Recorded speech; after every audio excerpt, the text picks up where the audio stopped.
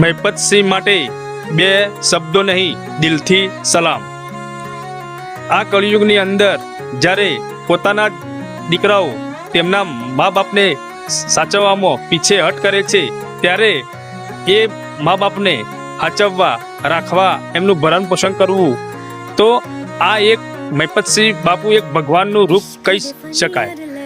તો આજે ઘણા લોકો એમના વિરોધમાં વિડીયો બનાવે છે, તો એમને એટલી તો ખબર પડવી જોઈએ કે મહિપતસિંહ બાપુ કોણ છે, બરાબર।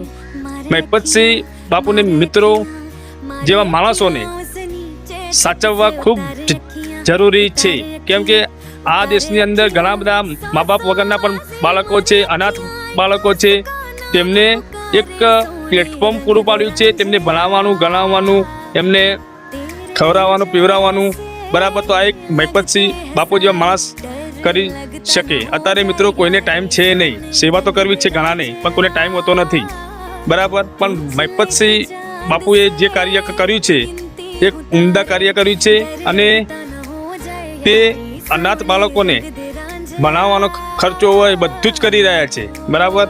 તો મિત્રો મારી તો એક નમ્ર વિનંતી છે કે આવા માણસનો જો વિરોધીઓ વિરોધ કરે તો એમને જડબાતોડ જવાબ આપણે આપવો જોઈએ અને આપવો જ જોઈએ। તો વિડીયો સારો લાગ્યો તો વિડીયોને લાઈક કરજો, કમેન્ટ કરજો અને શેર કરજો।